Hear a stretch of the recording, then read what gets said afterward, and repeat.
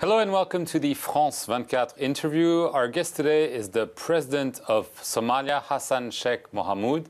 Mr. President, thank you very much for being with us. Thank you. You're welcome.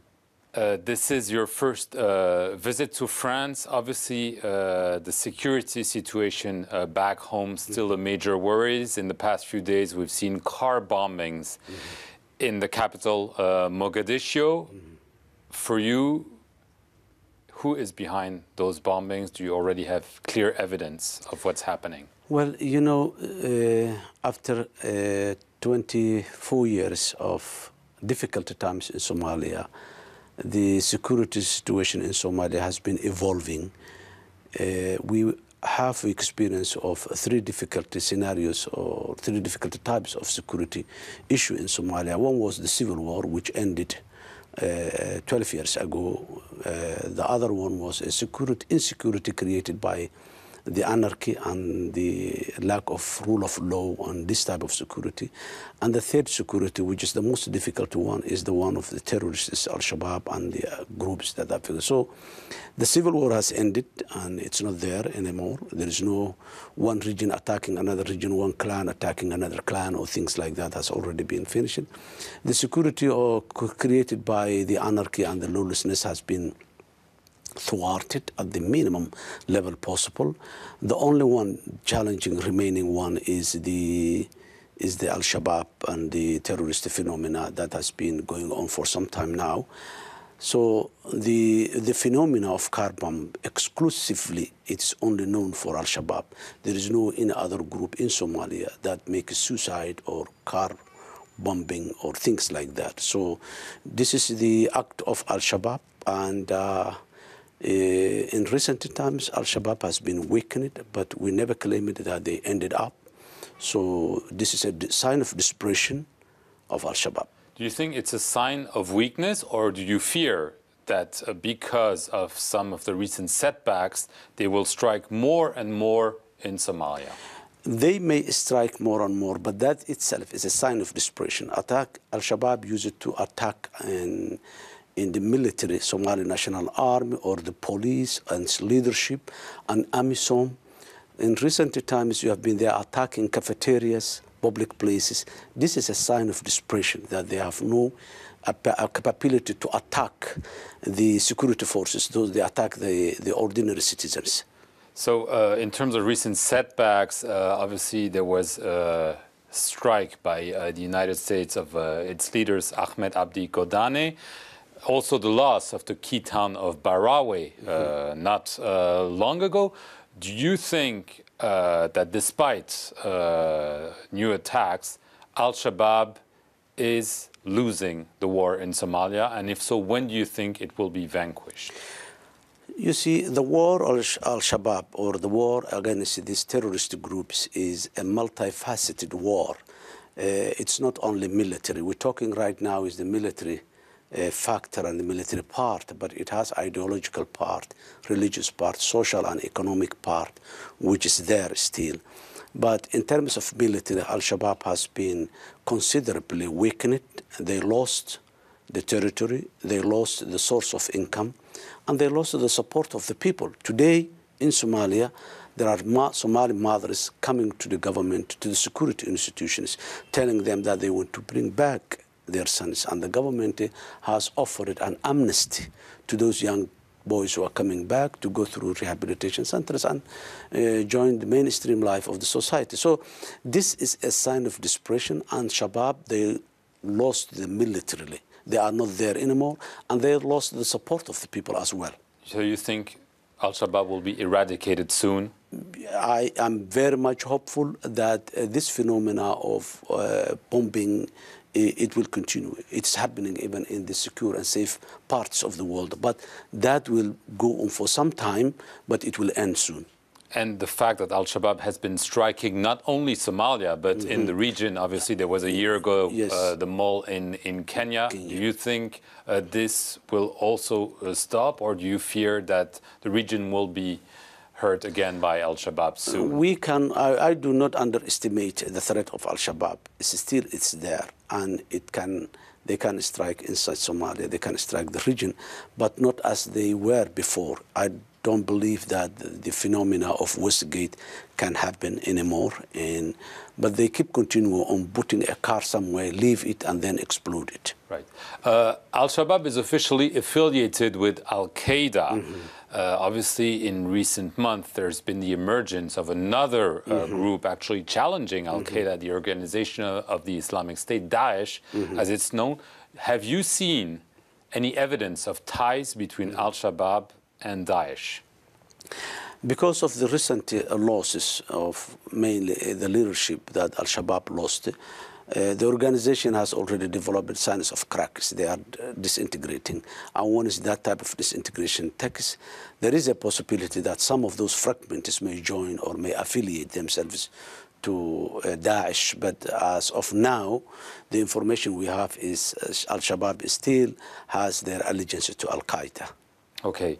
I want to get to some statements made by UN officials and also by you recently at the United Nations about the unfolding humanitarian crisis in your country. There are figures of 1 million people risking starvation and basically the world not caring enough.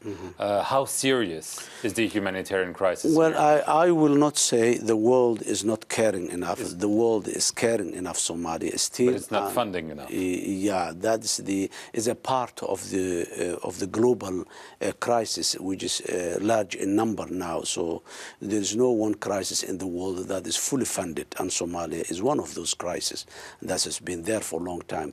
That's number one. Number two is in Somalia today we're facing three types of humanitarian crisis. Humanitarian crisis that emanates from three different sources. One is in some parts of Somalia there are droughts. Water are tracked for long distances to save the life of the people and the life of the livestock in some regions. In other regions there are floods. Rivers are flooding and destroying the farming area and the farms and the food storages in the ground. It's destroying one part. That's the second phenomenon. The third is the country is in war. And you know the collateral effects of war is displacement. We're creating more displacement because of this war against Al-Shabaab.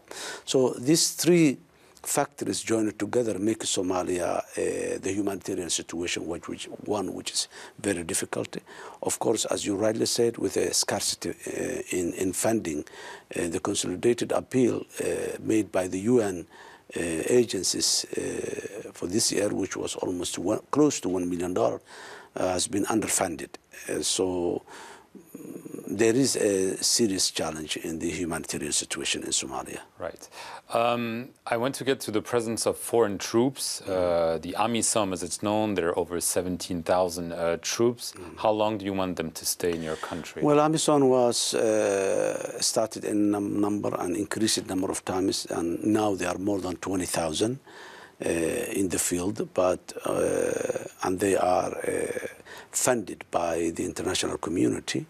Parallelly, we are building the Somali National Army, which we wanted to take over the responsibility of the security in Somalia.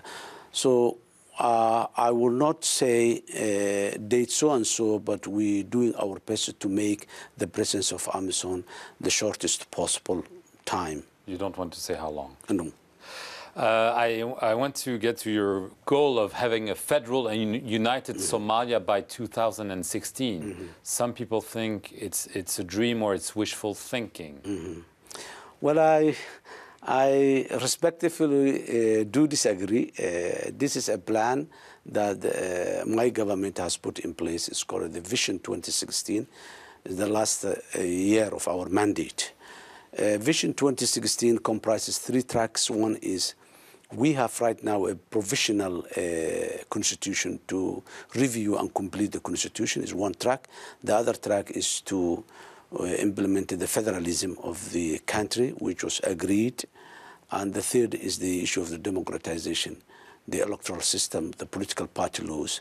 And all this has been assigned to an independent commissions, which are constitutional, some of which are already working, some of which are in the parliament to pass soon. So far, everything is going according to the program. And we will be doing all that we can to make sure that by the end of 2017, elections will happen in Somalia. Last issue, there's been criticism from the United Nations, from a group of experts, accusations of corruption, essentially, accusations that one of your advisor, Musa Haji Mohammed Ganjab, is involved in some arms dealing with the Al-Shabaab. Very serious accusations against people around you, including you. What is your response to this? Because obviously the international community is watching very carefully how the money is being spent in Somalia. Well, you're right. You said it's accusation. They're not true? And I do believe that the UN agencies are not there for accusing, but are there for improving the efficiency and the systems in place. The man you call it Musa, there is no someone call it Musa who is my advisor and who have ever been an advising position in my office. So I would have liked the monitoring group to clarify where Musa Haji has ever become advisor to me. If he does something wrong, he does that on his own capacity. I have no someone in my record, call it Musa Haji, who has ever been advisor to me in my presence of the last 2 years. So you're saying the allegations that some people around you have diverted weapons to Al-Shabaab or diverted money are wrong accusations? It's not true.